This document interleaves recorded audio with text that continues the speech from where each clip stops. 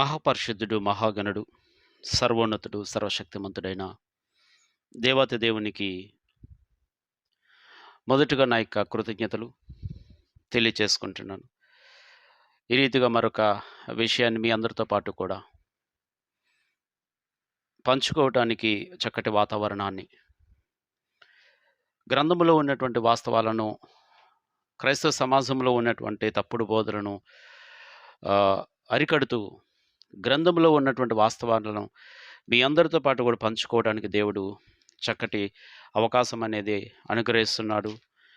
ఎలాంటి బలహీనతలకు నన్ను గురి చేయకుండా తన యొక్క దక్షిణాస్తంతో నన్ను ఆశీర్వదిస్తూ ముందుకు నడిపిస్తున్న దేవాతి దేవునికి ఎంతగానో నేను కృతజ్ఞుడై ఉన్నాను.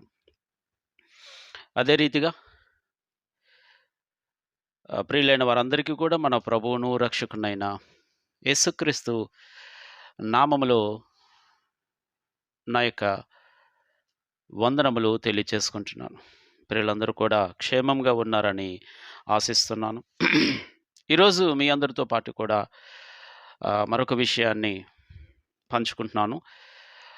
యేసుక్రీస్తు విషయంలో ఈరోజు క్రైస్తవ సమాజంలో భిన్నమైనటువంటి అభిప్రాయాలు అనేవి మనము ఈరోజు వింటున్నాం. అంటే యేసుక్రీస్తు దేవుడు మానవునిగా మరియ గర్భం నుండి వచ్చాడు అనేటువంటి బోధ ఎప్పటి నుంచో మనము వింటున్నట్టు బోధ అది. ఎప్పటి నుంచో మనం దాన్ని వింటున్నాము. అదేవిధంగా యేసుక్రీస్తు నరుడు అంటే ఆయన తన యొక్క ఉనికి మరియ గర్భం నుండి ప్రారంభమైంది. అంతకుముందు ఆయనకు ఉనికి లేదు. ఆయన ఉనికి అనేది మరియ గర్భము నుండే ప్రారంభమైంది అనేటువంటి బోధ ఈ మధ్య కొద్దిగా ఎక్కువైంది. వాళ్ళు యెహోవా సాక్షులు ఈ విషయాన్ని నమ్ముతారు. యెహోవా సాక్షులు యేసుక్రీస్తు నరుడు అనేటువంటి విషయాన్ని నమ్ముతారు. కానీ క్రీస్తు సంఘాల్లో కూడా ఆ బోధ అనేది ప్రవేశించింది. క్రీస్తు సంఘాల్లో కూడా గతికవాదులు ఆ బోధ నమ్ముతారు ఒక వర్గము నమ్మరు దాన్ని. క్రీస్తు సంఘాల్లో కూడా ఈ బోధ అనేది ప్రవేశించడమే కొద్దిగా బాధాకరమైనటువంటి విషయం. ఎందుకంటే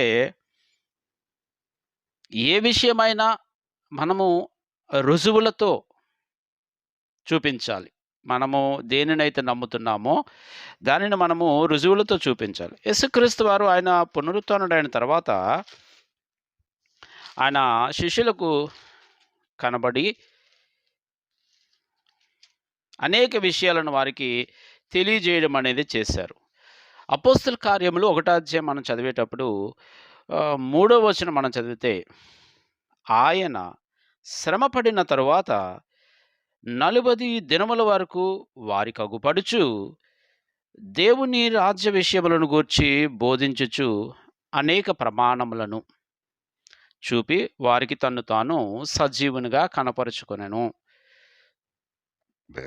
అనేక ప్రమాణములను అనే మాట మనము పుట్టినోట్లు చూసుకుంటే రుజువులను అని ఉంటుంది. అంటే యేసుక్రీస్తు వారు ఆయన సజీవుడైన తర్వాత తన్ను తాను నిరూపించుకున్నాడు. అపోస్తుల దగ్గరకు వచ్చినప్పుడు వారు ఆయనను ముట్టిన సందర్భము, అదేవిధంగా వారితో కలిసి భోజనం చేసిన సందర్భము. సో ఇవన్నీ రుజువులు. అంటే యేసుక్రీస్తు వారు తిరిగి లేచారు, అదే శరీరముతో తిరిగి లేచారు అని చెప్పడానికి ఇవి రుజువులు. అంటే రుజువు, సాక్ష్యము అనేది ఎప్పుడైతే ఉంటుందో ఖచ్చితంగా దాన్ని మనం విశ్వసించాలి. ఎప్పుడైతే సాక్ష్యం అనేది బలంగా ఉంటుందో ఖచ్చితంగా అప్పుడు మనం ఆ సత్యాన్ని అంగీకరించాలి. ఇంక మనం దాన్ని నువ్వెన్ని సాక్ష్యాలు తీసుకొచ్చినా, నువ్వెంత చెప్పినా నేను విశ్వసించను అంటే ఇంక అటువారిని మనం ఏమి చేయలేం. ఇంకా అటువారు ఎలాంటి వారు అంటే వాత వేయబడిన మనస్సాక్షితో ఉన్నటువంటి వాళ్ళు. అంటే ఏంటంటే వారి మనస్సు అనేది ఏంటంటే వాత వేయబడింది. ఇంకా అంటే ముద్ర పడిపోయింది. ఈ ఒక బోధతో వారు బాగా బంధింపబడ్డారు కాబట్టి ఇంకా వారికి ఎన్ని రుజువులు చూపించినా, ఎన్ని ఆధారాలు చూపించినా వారు ఇంకా నమ్మేటువంటి ప్రసక్తి ఉండదు. కానీ రుజువులు అనేవి ఎప్పుడైతే మనము సరిగ్గా చూపించగలుగుతున్నామో ఖచ్చితంగా అప్పుడు మనము మనం అంత గతంలో నమ్మిన దాన్ని మనం సరిచేసుకోవాలి. గతంలో నమ్మిన దాన్ని మనము సరిచేసుకోవాలి. ఇప్పుడు యేసుక్రీస్తు నరుడు మరియ గర్భము నుండే ఆయన ఉనికి ప్రారంభమైంది అని కొన్ని వచనాలు తీసుకొచ్చి చూపిస్తారు. మొదటి తిమోతి పత్రిక 2వ అధ్యాయం మనం చదివితే, మొదటి తిమోతి పత్రిక 2వ అధ్యాయం మనం చదివితే అక్కడ పౌలు గారు మాట్లాడుతూ 5వ వచనము, దేవుడొక్కడే, దేవునికిని నరులకును మధ్యవర్తియు ఒక్కడే.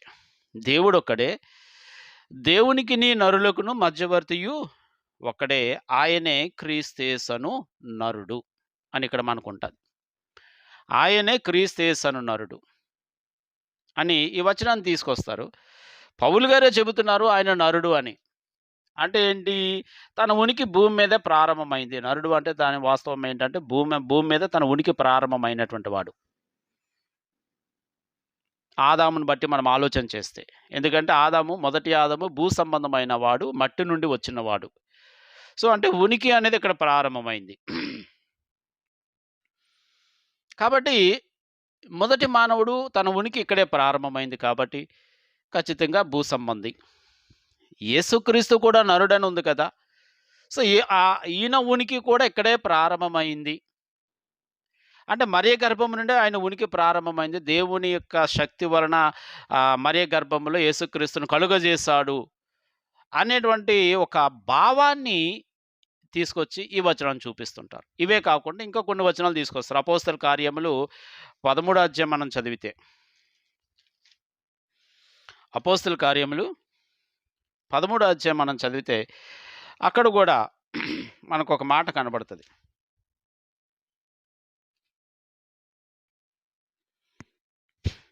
23వ వచనం మనం చదివితే, అతని సంతానము నుండి దేవుడు తన వాగ్దానం చొప్పున ఇశ్రాయేలు కొరకు రక్షకుడుగు యేసును పుట్టించెను అని ఉంటుంది.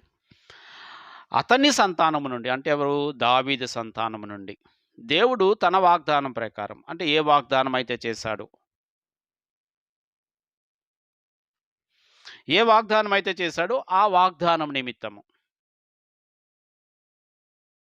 ఇశ్రాయేలు కొరకు రక్షకుడు యేసును పుట్టించెను అనేటువంటి మాట మనకి ఇక్కడ కనబడుతుంది. ఒకసారి మనము ఈ మాట ఇంగ్లీష్‌లో ఏముందో ఒకసారి చూద్దాం. ఇంగ్లీష్‌లో ఈ మాట ఏమనుంది? వాస్తవానికి పుట్టించెను అంటే మనకు తెలిసిన he he Born from the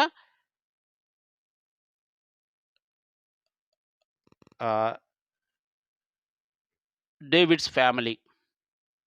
అంటే ఆయన సంతానం నుండి ఆయన పుట్టాడు అనేటప్పుడు మనకు అక్కడ కావాల్సిందంటే బోర్న్ అని ఉండాలి, లేదా మేడ్ అని ఉండాలి. సో, వాస్తవానికి ఒకసారి మనం బైబిల్‌లో చూద్దాం. అపోస్తల కార్యములు 13వ అధ్యాయం 23వ వచనము. అపోస్తల 13వ అధ్యాయం 23.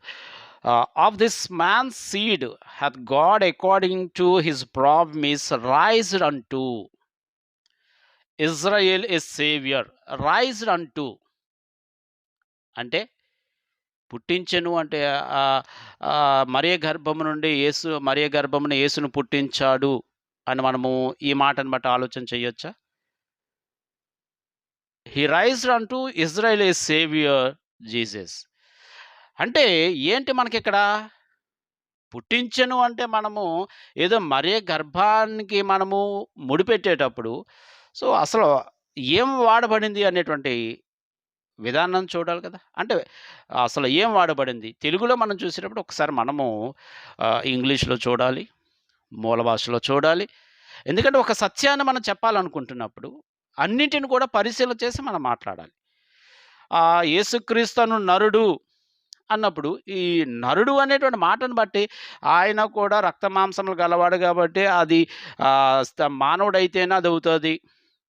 మానవుడిగా ఉనికి ప్రారంభమైతేనే రక్త మాంసాలు ఉంటాయి అనేటువంటి ఆ ఉద్దేశానికి వెళ్ళిపోయేటప్పుడు మరికొన్ని వచనాలు అనేవి ఆలోచన చేయాలి.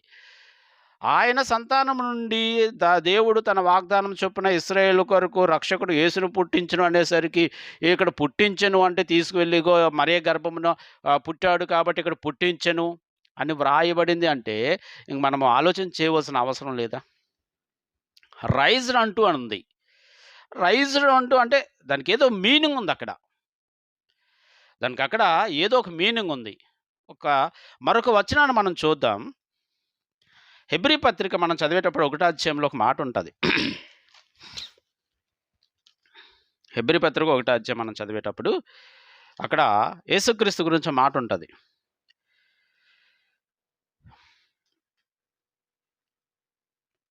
5వ వచనం, ఏలయనగా నీవు నా కుమారుడవు, నేను నేడు నిన్ను కనియున్నాను. నీవు నా కుమారుడవు, నేడు నేను నిన్ను కనియున్నాను. ఒకసారి ఇంగ్లీష్లోకి వెళ్దాం.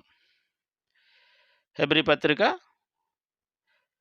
1వ అధ్యాయము 5వ వచనం. For unto which of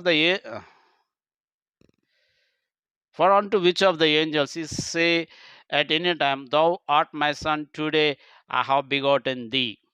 Today I have begotten thee. అంటే నేడు నేను నిన్ను కనియున్నాను, నీవు నా కుమారుడవు అని దూతలలో ఎవరితోనని ఎప్పుడైనాను చెప్పాను అనేటువంటి మాట. ఏంటి ఇక్కడ మాట? అసలు కాంటెక్స్ట్ అంటే ఇక్కడ నేడు నేను నిన్ను కనియున్నాను అంటే ఏంటి? దీని ఉద్దేశం ఏంటి? అంటే యేసుక్రీస్తు వారిని తండ్రి అయిన దేవుడు కన్నాడు అని అర్థమా? ఎందుకంటే అపోస్తల కార్యంలో 13:23 ఆయన సంతానం నుండి దేవుడు వాగ్దానం చేసిన దాని ప్రకారము ఇశ్రాయేలు కొరకు రక్షకుడు యేసును పుట్టించను అంటే మరే గర్భమును పుట్టించాడు అనేటువంటి అర్థాన్ని ఎట్లాగైతే తీసుకొస్తున్నారో, మరి ఇక్కడ నేడు నేను నిన్ను కనియున్నాను అంటే ఇక్కడ యేసుక్రీస్తు వారు తండ్రి అయిన దేవుని కన్నాడా? మరి ఇక్కడ ఏంటి అర్థం తీసుకురావాలి మనము? ఎలాంటి అర్థాన్ని మనం ఇవ్వాలి ఇక్కడ? ఇక నేడు నేను నిన్ను కనియున్నాను అంటే అసలు ఏంటి? ఇక్కడ సందర్భం ఏంటి? దేని గురించి మాట్లాడుతున్నాడు? ఇవన్నీ ఆలోచన చేయాలి కదా. అంటే సత్యము అంటే బహు లోతైనదని మనం అందరము చెబుతాం. అది పైపైనే దొరికేది కాదు. చాలా అన్వేషణ చేయాలి, చాలా లోతుగా అధ్యయనం చేయాలి అని చెప్పేటువంటి మనము మన దగ్గరకు వచ్చేసరికి మాత్రం ఎందుకు ఆలోచన చేయలేకపోతున్నాం? మన దగ్గరకు వచ్చేసరికి మనం ఎందుకు ఆలోచన చేయలేకపోతున్నాం? చేయాలి కదా. ఇప్పుడు ఎదుటివారికి మనం చెప్పేటప్పుడు అబ్బాయి సత్యం అంటే ఇక్కడెక్కడ దొరికేసేది కాదు, అది డెప్త్‌కు వెళ్ళాలి కొన్ని సందర్భాల్లో అని మనం చెబుతూ ఉంటాం. నీతులు చెబుతుంటాం. అంటే ఎదుటివాడికి నీతులు చెప్పేటువంటి మనము దాన్ని మనం పాటించవలసిన అవసరత లేదా? యేసును పుట్టించను అనేసరికి మనం నేరుగా ఆ పదాన్ని తీసుకెళ్ళి మరియ గర్భానికి మనము అంటే అప్పుడు ఆయన సమయం ముందు పుట్టిన దానికి మనము లింక్ పెడుతున్నప్పుడు అసలు ఏం చెప్పబడ్డది? దేని గురించి మాట్లాడుతున్నాడు అనేది ఆలోచన చేయాలి కదా. ఒకసారి చూద్దాం. అపోస్తల కార్యములు 7వ అధ్యాయము. అపోస్తల కార్యములు 7వ అధ్యాయం మనం కూడా చదివితే అక్కడ ఓ మాట ఉంటుంది. 7:37.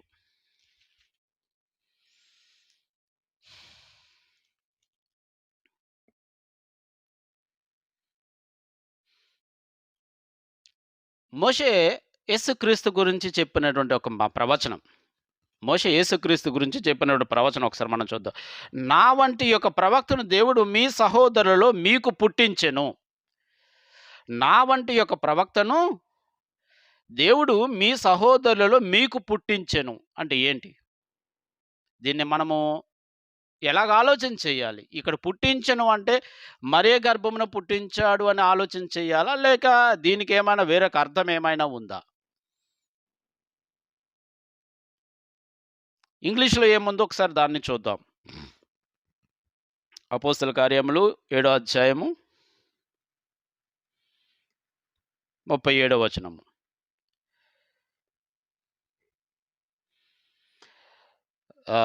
This that Moses which said unto the children of Israel, a prophet shall the Lord your God rise up. A prophet shall the Lord your God rise up unto you. Rise up unto you. అంటే బిగోటెన్ అనే పదానికి అర్థం వేరు వస్తుంది, rise up అనే పదానికి అర్థం వేరు వస్తుంది. కానీ తెలుగులోకి వచ్చేసరికి ఏముంది? పుట్టించెను అని ఉంది. మనకు అర్థం కావాల్సిన విషయం ఏంటి? ఇంకొక మాట మనం చూద్దాం. 3వ అధ్యాయంలో మనం చూస్తే అపోస్తల కార్యములు 3వ అధ్యాయం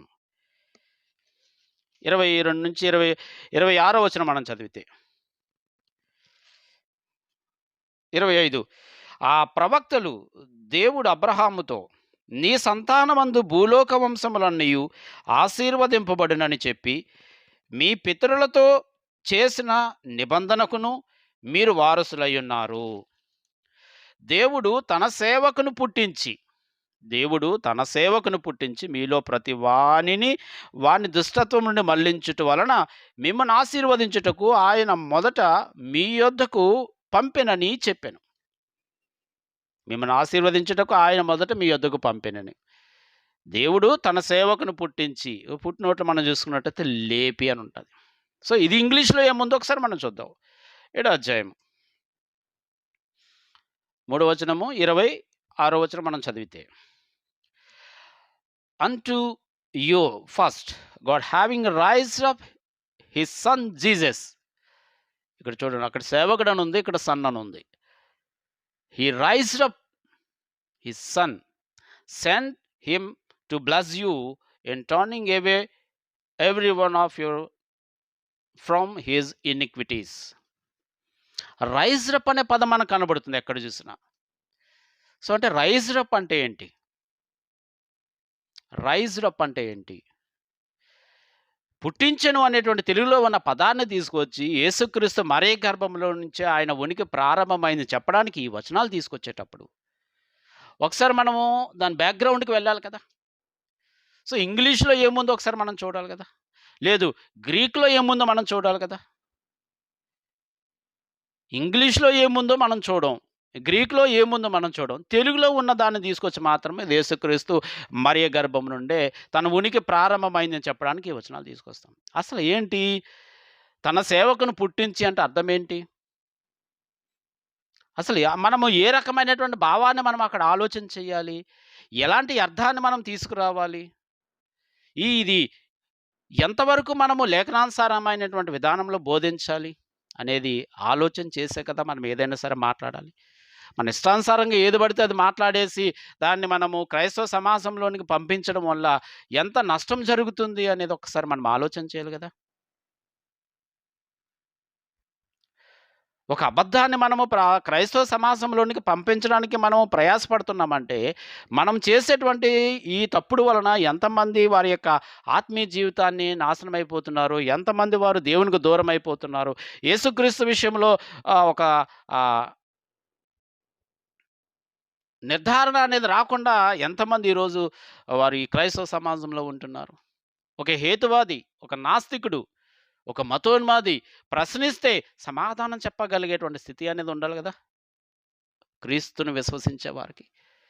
మరి యేసుక్రీస్తు నరుడు, ఆయన మరే గర్భం నుండి పుట్టాడు అనేటువంటి పదాలకు ఈ వచనాలు తీసుకొచ్చి మనము చూపెడుతున్నాము అంటే ఏమిటి అక్కడ రైజ్డ్ అప్ అంటే ఏమిటి? ఒకసారి మనం ఆలోచన చేస్తే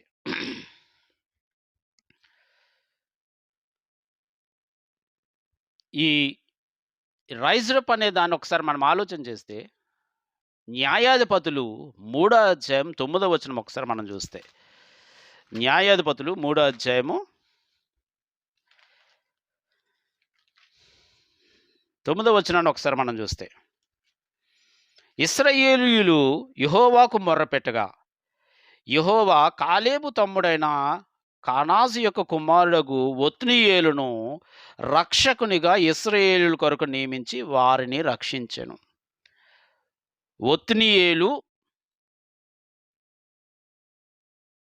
ఒత్నీయేలును రక్షకునిగా, ఎవరు కుమారుడు? కానాజు యొక్క కుమారుడు, కాలేబు తమ్ముడైన కానాజు కుమారుడు ఒత్నీయేలును రక్షణగా నియమించి అని మనకి ఇక్కడ ఉంది.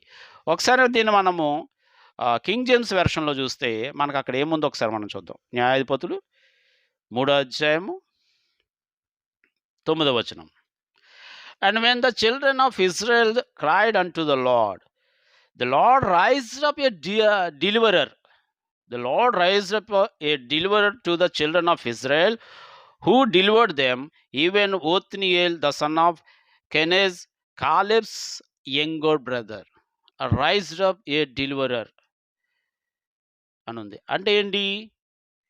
మనకిక్కడ నియమించెను అని తెలుగులో ఉంది. కానీ ఇంగ్లీష్‌లోకి వచ్చేసరికి రైజ్డ్ అప్ అని ఉంది. సో, అంటే ఇక్కడ వాళ్ళు యెహోవా దేవుని మొర్రపెట్టుకున్నారు. అప్పటికే ఒత్నియేలు ఉన్నాడు. ఇశ్రాయేలీయుల్లో ఒత్నియేలు ఉన్నాడు అప్పటికి. అప్పటికే ఒత్నియేలు ఇశ్రాయేలుతో పాటు కూడా జీవిస్తున్నాడు. అయితే వీరు దేవునికి మొర్రపెట్టుకున్నారు. మమ్మల్ని రక్షించడానికి ఒక రక్షకుడిని మాకు అనుగ్రహించు, లేకపోతే ఒక వ్యక్తిని మాకు అనుగ్రహించు మమ్మల్ని రక్షించడానికి అని ఇశ్రాయేలీయులు దేవుణ్ణి మొరపెట్టుకున్నప్పుడు, ఆ మొర దేవుడు విని కాలేబు తమ్ముడైన కానాజు కుమారుడైన ఒత్నియేలును లేపాడు. అంటే వారిని రక్షించడానికి ఒత్నియేలును లేపాడనమాట. ఆ యొక్క ఇశ్రాయేలందరి మధ్యలో నుంచి ఆయనని ప్రత్యేకపరిచాడు. నియమించాడు వారందరిని కూడా రక్షించడానికి. ఈ ఒత్నియేలును. సో, అంటే అక్కడ ఏం చేశాడు? హెచ్చించాడు రక్షకునిగా. ఒత్నియేలును రక్షకునిగా హెచ్చించాడు. అంతేగాని ఒత్నియేలు అప్పటికప్పుడు స్త్రీ గర్భమున పుట్టలే. అప్పటికే ఉన్నటువంటి ఒత్నియేలును ఇశ్రాయేలు ప్రజల యొక్క మొర విని వారిని రక్షించడానికి ఆయనను హెచ్చించాడు. సో, కనుకనే రైజ్డ్ అప్ అని ఇంగ్లీష్‌లో ఉంది. తెలుగులో నియమించెను అని ఉంది. మనము యేసుక్రీస్తు విషయానికొచ్చేసరికి ఏమని ఉంటదంటే పుట్టించెను అని ఉంటది. సో, మరి యేసుక్రీస్తు విషయంలో కూడా మనం ఏమని ఆలోచన చేయాలి? ఏమని ఆలోచన చేయాలి? అపోస్తల కార్యములు 13 అధ్యాయం మనము ఆహ్, యాహ్, యాహ్, ఆహ్, 13 అధ్యాయము 23 వచనం మనం ఒకసారి మరలా చూద్దాం. మనం ఏమని ఆలోచన చేయాలి? అంటే యేసుక్రీస్తును ఈయన పుట్టించెను అంటే మరే గర్భమును మనము ఆలోచన చేయాలా? లేక మరొక సందర్భాన్ని ఆలోచన చేయాలా? ఏ రకమైనటువంటి అర్థాన్ని మనం అక్కడ తీసుకురావాలి? ఒకసారి మరొకసారి ఆ వచనాన్ని ఆలోచన చేద్దాం.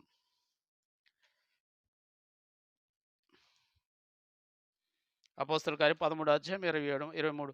అతని సంతానం నుండి దేవుడు తన వాగ్దానం చొప్పున ఇశ్రాయేలు కొరకు రక్షకుడు యేసును పుట్టించెను. రైజ్డ్ అప్ అంటే ఏంటి? ఏ వాగ్దానం అయితే దేవుడు ఇశ్రాయేలుకి చేశాడో, ఏ ఏదైతే దేవుడు సంకల్పమందు నిశ్చయించుకున్నాడో, ఆ సంకల్పం ప్రకారం యేసుక్రీస్తు మరియ గర్భమున పుట్టాడు. అయితే అప్పటినుంచి ఆయన రక్షకుడు కాదు. ఆయన మరియ గర్భం నుండే రక్షకుడు కాదు. దేవుని సంకల్పం ప్రకారం ఆయన పుట్టాడు. సో, ఇది ఇది మనకు అర్థం కావాలనుకున్నప్పుడు ఒక్కసారి మనం మోషే దగ్గరికొద్దాం. ఒకసారి మోషే యొక్క సందర్భాన్ని మనం ఆలోచన చేస్తే, మోషే ఇశ్రాయేలీయులకు విమోచకుడు. మోషే ఇశ్రాయేలుకు విమోచకుడు. అపోస్తల కార్యములు 7 అధ్యాయం మనం చదివితే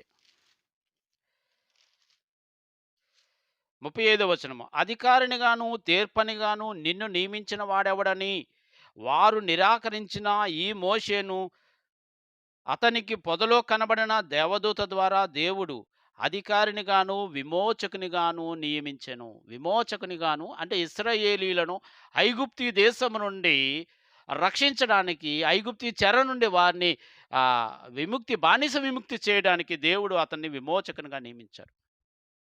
ఎప్పుడు నియమించాడు? తల్లి గర్భమందు నియమించాడా? కాదు. కానీ ఏదైతే ఈ మోషేను ఇశ్రాయేలు కొరకు విమోచకునిగా నియమించేటువంటి ఈ పని ఏదైతే ఉందో, ఈ పని కొరకు దేవుడు ఎప్పుడో అబ్రహాముతో చెప్పాడు. ఎప్పుడో అబ్రహాముతో చెప్పాడు. ఏమని? ఆదికాండము 15 అధ్యాయం మనం చదివితే. ఆదికాండము 15 అధ్యాయం మనం చదివితే. అక్కడ దేవుడు అబ్రహాముతో చెప్పిన మాట ఏంటి? 15 అధ్యాయము 16 నుంచి 12 నుంచి 16 వచనం మనం చదివితే ప్రొద్దుగుంక పోయినప్పుడు అబ్రహామునకు గాఢ నిద్ర పట్టెను. భయంకరమైన కటిక చీకటి అతన్ని కమ్మగా ఆయన నీ సంతతి వారు తమది కాని పరదేశమందు నివసించి ఆ దేశపు వారికి దాసులుగా నుందురు. వారు 400 ఏండ్లు వీరిని శ్రమ పెట్టుదురు. వీరు ఎవరికి దాసులవుదురో ఆ జనమునకు నేనే తీర్పు తీర్చుదును. తర్వాత వారు మిక్కిలి ఆస్తితో బయలుదేరి వచ్చెదరు. అంటే అప్పటికే అబ్రహాముతో ఒక ప్రవచనం చెప్పాడు. ఇదిగో నీ సంతానము తనది కాని వారి దగ్గర దాసులుగా ఉంటారు. 400 ఏండ్లు వారు బా దా దాసత్వంలో బానిసలుగా ఉంటారు. ఆ ప్రజలను నేనే తీర్పు తీర్చి వారిని అక్కడి నుంచి రప్పించేదను అనేటువంటి వాగ్దానం అంటే ఏ ప్రవచనం అయితే దేవుడు అబ్రహాంతో చెప్పాడో, ఆ ప్రవచనం ప్రకారం ముందుగానే మోషేను ఐగుప్తు దేశానికి పంపించాడు.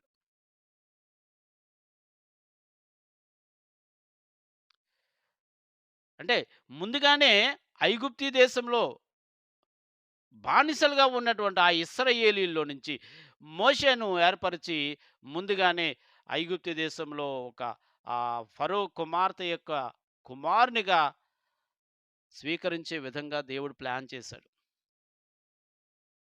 అంటే ఈ వీళ్ళను రక్షించడానికి దేవుడు ఏదైతే అబ్రహాముతో ప్రవచనం చెప్పాడో, ఆ ప్రవచనం ప్రకారం కూడా మోషేను ముందుగానే ఐగుప్తు దేశంలో ఆ రాజు కుటుంబంలో ఆయనను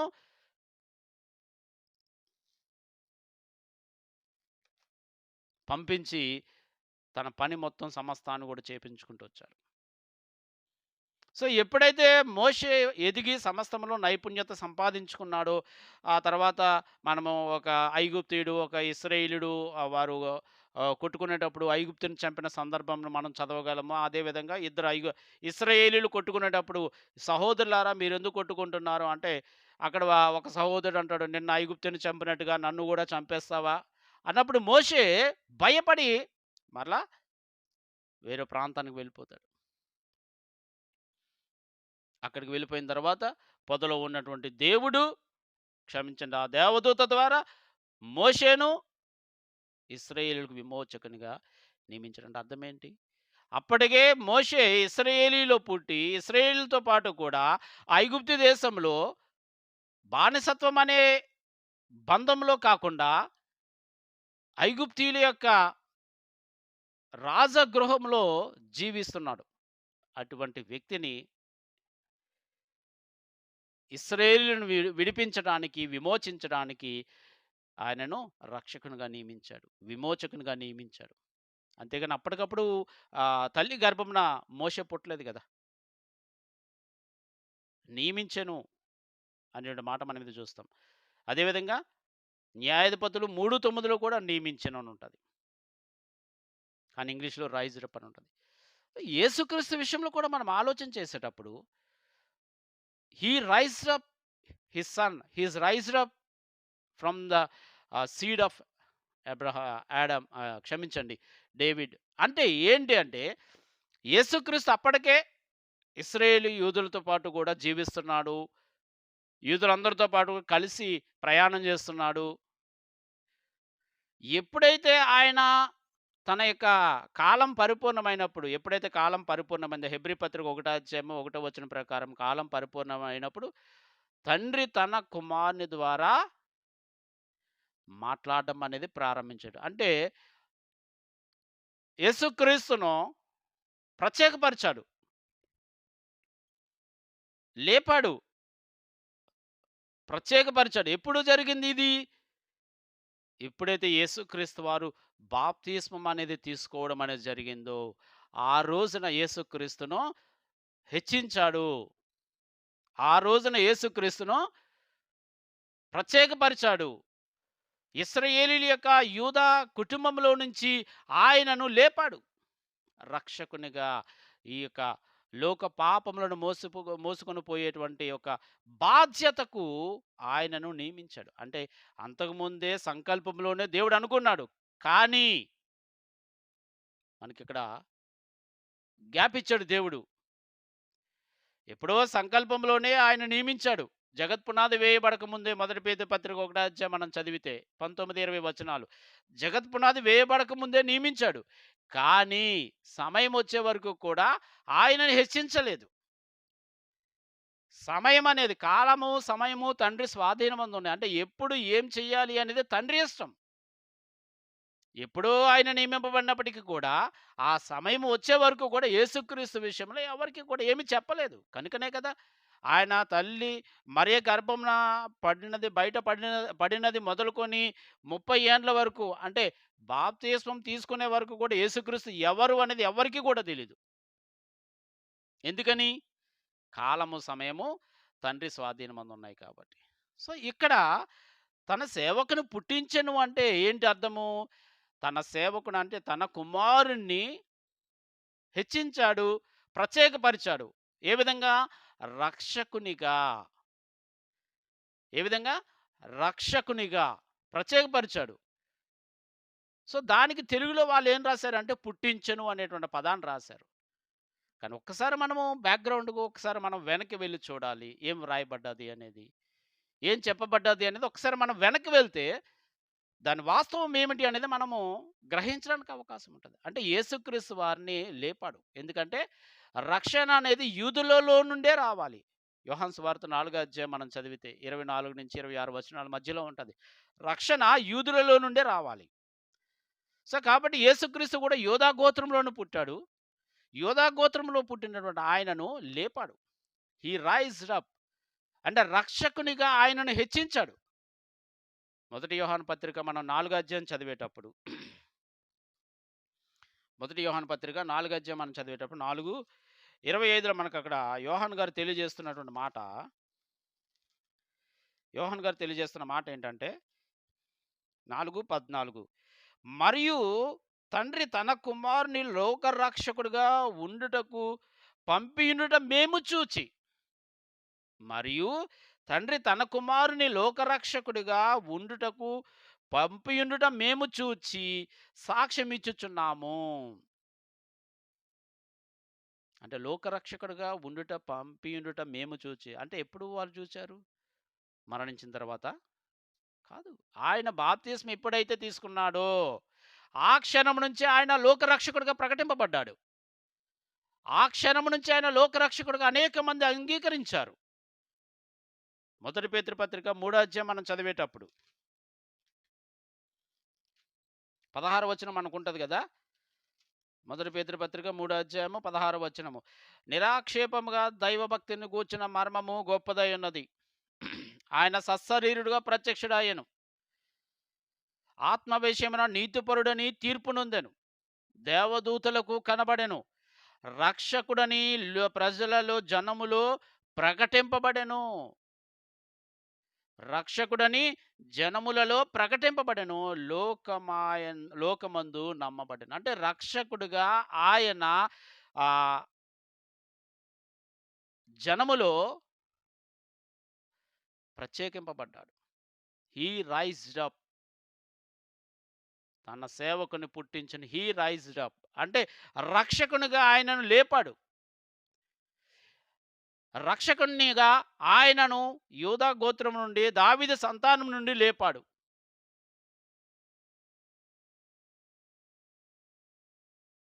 ఎప్పుడైతే ఆయన బాప్తిసం తీసుకోవడం అనేది జరిగిందో ఆ సమయంలోనే ఆయనను ప్రత్యేకపరిచాడు లోక రక్షకుడిగా. అయితే ఎప్పుడో ముద్ర వేశాడు. కానీ సమయం అనేది రావాలి. ఇప్పుడు ఏ సమయంలో దేవుడు ఏం చేయాలి అనేది దేవుడు అది చేస్తాడు. ఎందుకంటే కాలం అనేది ఆయన చేతిలో ఉంటది. కాలము ఆయన చెప్పినట్టుగా వింటది. యెహోషువ ప్రార్థన చేస్తే సూర్యుడు ఆగగలిగాడు అంటే అది ఎవరి శక్తి అయి ఉంటది? ఒక సహసమానవుడు సూర్యుని ఆపలేడు కదా! అంటే కాలం అనేది ఆయన చేతిలో ఉంటది. సో, కాబట్టి ఆ కాలం వచ్చే వరకు కూడా యేసుక్రీస్తును హెచ్చించలేదు. ఎప్పుడైతే బాప్తిసం తీసుకున్నాడో ఆ క్షణం నుంచి ఆయన లోక రక్షకుడిగా ప్రకటింపబడ్డం అనేది జరిగింది. ఆ తర్వాత ఆయన తిరిగి లేచిన తర్వాత సంపూర్ణంగా సర్వ అధికారం అనేది ఎప్పుడైతే ఆయనకి ఇవ్వబడ్డదో సంపూర్ణంగా సర్వలోకానికి కూడా ఆయన రక్షకుడిగా హెచ్చింపబడ్డాడు. అపోస్తుల కార్యం 5 అధ్యాయం 31 వచనం మనం చదివితే అపోస్తు అపోస్తుల కార్యములు 5 5వ అధ్యాయము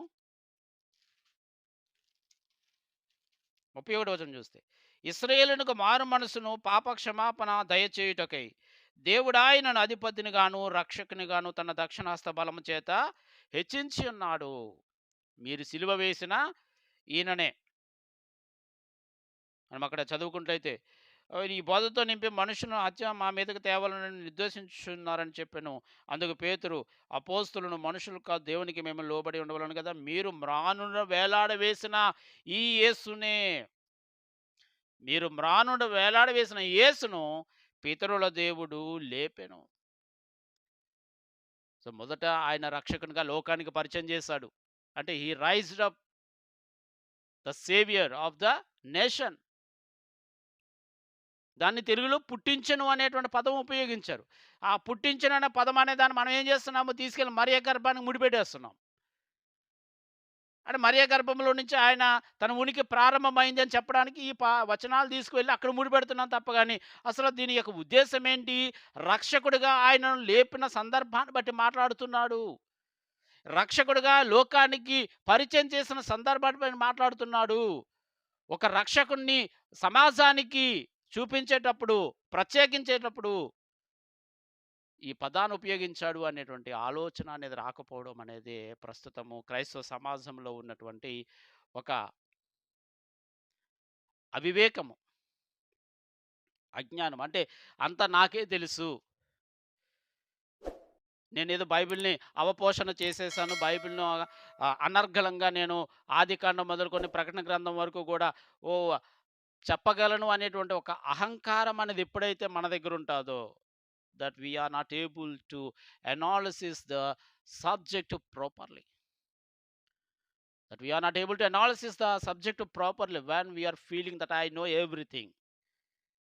It's not right to the Christian to have such a attitude. అటువంటి యాటిట్యూడ్ అనేది క్రైస్తవునికి ఉండకూడదు. యేసును పుట్టించెను. సో మనకు అర్థం కావాలి. అంటే రక్షకునిగా ఆయనను లేపిన సందర్భాన్ని బట్టి మాట్లాడుతున్న సందర్భం అది. ఆయన ఎప్పుడు రక్షకునిగా ప్రపంచానికి పరిచయం చేయబడ్డాడు అంటే బాప్తిస్మ ఇచ్చినప్పుడే.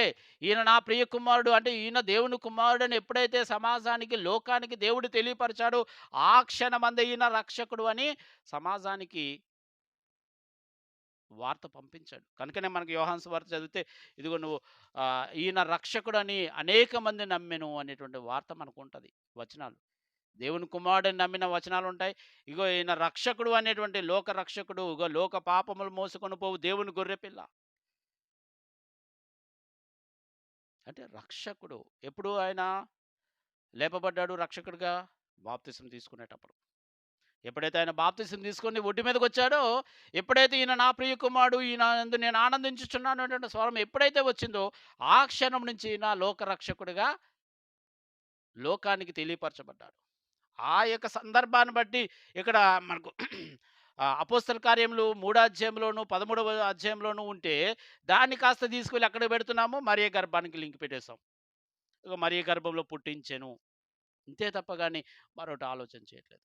కాబట్టి ప్రియమైనటువంటి వారలారా, దేవుడు యేసును పుట్టించెను అంటే దాన్నేదో మనం తీసుకెళ్ళి మరియ గర్భానికి లింక్ పెట్టడం కాదు. అక్కడ మాట్లాడుతున్న సందర్భం ఏంటి? రక్షకుడు అనేటువంటి సందర్భం. అంటే రక్షకుడు అనేటువంటి ఆయనను ఎప్పుడు ఆయన చూపించాడు? రక్షకుడుగా ఆయనను ఎప్పుడు హెచ్చించాడు అంటే మొదట ఆయన బాప్తిసం తీసుకునేటప్పుడు. ఎందుకంటే ఆ తర్వాత అనేక మంది ఆయనను రక్షకుడిగా అంగీకరించిన సందర్భాలున్నాయి. మనము 1 తిమోతి పత్రిక 3వ అధ్యాయం 16వ వచనం చదివితే రక్షకుడిగా ప్రకటింపబడెను. ఎప్పుడు జరిగిందది? ఆయన మరణించక ముందు రక్షకుడిగా ప్రకటింపబడ్డాడు. అదే కదా యోహాను గారు చెప్తున్నారు. తండ్రి తన కుమారుని లోక రక్షకుడిగా ఉండుటకు పంపియుండుట మేము చూచి సాక్ష్యం ఇచ్చుచున్నాము. అంటే యేసుక్రీస్తు వారిని రక్షకునిగా లేపిన సందర్భాన్ని బట్టి మాట్లాడుతున్నాను. అందుకే నేను న్యాయాధిపతులు 3వ అధ్యాయం తీసుకొచ్చాను.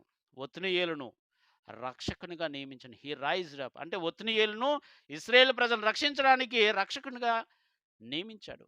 He raised up the Othniel to save his people. అదేవిధంగా దేవుడు తన కుమారుని యేసుక్రీస్తు వారిని రైజ్డ్ అప్ లేపాడు రక్షకునిగా, తన ఈ లోకంలో ఉన్నటువంటి వారిని రక్షించడానికి. ఇలాంటి వాస్తవాన్ని కాస్త మనము మన సొంత ఉద్దేశాలతో లేకపోతే ఎక్కడో నేర్చుకున్న దానికో, ఎక్కడో చెప్పిన దానికో మనం బైండ్ అయిపోయి, ఇదే సత్యము అనేటువంటి ఒక భ్రమలో మనం ఉండిపోవడం వల్ల వాస్తవాన్ని కాస్త మనకు అనుకూలంగా మార్చుకోవడానికి మనం ప్రయత్నం చేస్తున్నాం. కాబట్టి ప్రియమైన వారలారా, దేవుడు యేసును పుట్టించెను అంటే దాన్ని తీసుకెళ్ళి మరియ గర్భానికి ముడిపెట్టడం కాదు. ఏ పాయింట్ ఆఫ్ వ్యూలో అక్కడ మాట్లాడుతున్నాడు. యేసును పుట్టించెను అంటే. ఒకసారి మనం చూసుకున్నట్లయితే 2 తిమోతి పత్రిక అక్కడ పౌలు గారు ఒక మాట అంటారు. 2 తిమోతి పత్రిక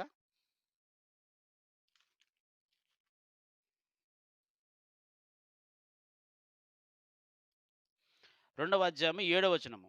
నేను చెప్పు మాటలను ఆలోచించుకొనుము. అన్ని విషయముల యందు ప్రభువు నీకు వివేకం అనుగ్రహించును. నా సువార్త ప్రకారము దావీదు సంతానంలో పుట్టి నా సువార్త ప్రకారము దావీదు సంతానంలో పుట్టి. ఒకసారి మనం దీన్ని చూద్దాం ఇంగ్లీష్‌లో ఏమనుందో అన్నది.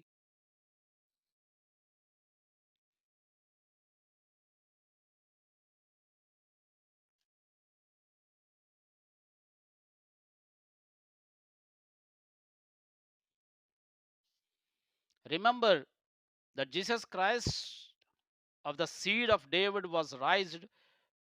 Uh, Jesus Christ was the seed of David, was raised from the dead. Jesus, remember that Jesus Christ of the seed of David was raised from the dead according to my gospel. అది మొత్తం కలిపేయకూడదండి. The seed of David అంటే దావీదు సంతానమున పుట్టి అంటే దావీదుకిచ్చిన వాగ్దానం ప్రకారము ఆయన దావీదు సంతానమందు అంటే దావీదు సంతానం అంటే యోసేపు. యోసేపు మా మరియను వివాహం చేసుకోవడం. ఇప్పుడు ఆయన దావీదుకిచ్చిన వాగ్దానాన్ని బట్టి యోసేపు మరియను వివాహం చేసుకోవడం అనేది జరిగింది. సో, అంటే కన్యక గర్భాన యేసుక్రీస్తు పుట్టడం అనేది దేవుని సంకల్పం కాబట్టి. ఈ కన్యక అనేది ఎవరి యొక్క గోత్రంలో సంబంధించినటువంటి వ్యక్తికి భార్య అవ్వాలి అంటే యూదా గోత్రానికి సంబంధించినటువంటి వ్యక్తికి భార్య అవ్వాలి. వాస్తవానికి మరియా కొన్ని ఆధారాలు బట్టి చదివితే ఆహ్, జకర్యా వంశానికంటే లేవి వంశానికి సంబంధించిందని అనుకోవడానికి అవకాశం ఉంటది. ఎందుకంటే లూకాసు వార్త 1 అధ్యాయం నీ బంధువురాలగు ఎలిజబెతు అనేటువంటి మాట అక్కడ ఉంటది. కానీ ఆమె భర్త యూదా గోత్రానికి సంబంధించిన వాడు. సో, ఇదంతా కూడా దేవుని ప్రణాళిక. అంటే ఎక్కడ ఏ పదాలకు ఎలాంటి అర్థాలొస్తాయి అనేది ఒకసారి మనం ఆలోచన చేసుకోవాలి. యేసుక్రీస్తు వారు ఆయన ఉనికి అనేది మరియ గర్భంనే ప్రారంభమైంది అనంటే బైబిల్ చాలా క్లియర్‌గా, స్పష్టంగా, నిర్మోహమాటంగా ఎందుకంటే సత్యము ఇది. ఇదేంటి? సత్యము. చెరగనిది. సర్వశరీరులు గడ్డిని పోలి ఉన్నారు. ప్రభు వాక్యము ఎల్లప్పుడూ నిలుచునన్నప్పుడు ఇది చెరగదింక. అంటే అప్పుడు అటువంటప్పుడు ఖచ్చితంగా యేసుక్రీస్తు ఏ విధంగా పుట్టాడు అనేది కూడా బైబిల్ మనకు తేటతెల్లం చేసేది. మనము కొత్తగా కథలు అల్లేటువంటి అవకాశం అనేది బైబిల్ మనకివ్వదు. అలాంటి అర్థాలు, అలాంటి భావాలు, అలాంటి వచనాలు లేవు అంటే he is from the heaven అనేటువంటి సత్యం మనం అంగీకరించాలి. ఆయన పరలోకం నుండి వచ్చాడు. ఆయన రక్తమాంసములలో పాలువాడయ్యాడు అనేటువంటి విషయం మనం ఖచ్చితంగా అంగీకరించాలి. ఆయన పరలోకం నుండి వచ్చాడు. రక్తమాంసంలో పాలువాడయ్యాడు కాబట్టి నరుడు అని పిలువబడ్డాడు. మనిషి కుమారుడు అని పిలువబడ్డాడు. మనుషుడని పిలువబడ్డాడు. వీటి యొక్క అర్థం ఏంటంటే రక్తమాంసంలో పాలువాడు అవ్వడం అనేదే. అనే విషయం మనకు అర్థమైతే ఖచ్చితంగా మనము సత్యాన్ని మనస్ఫూర్తిగా అంగీకరించగలం. ఇప్పుడు నేను చెప్పిన ఈ విషయాల్లో మీకు ఎలాంటి సందేహం ఉన్నా సరే నా వాట్సాప్ నెంబర్ అనేది ఉంటది. దాన్ని ఖచ్చితంగా మీరు కాంటాక్ట్ అవ్వండి. ఒకవేళ నేను చెప్పింది ఏమైనా ఇంకా లేఖన విరుద్ధంగా ఉంటే సరి చేసుకోవడానికి నేను సిద్ధంగా ఉన్నాను. ఈ మాటలు విన్న మీ అందరికీ కూడా నా యొక్క వందనాలు తెలియచేసుకుంటున్నాను.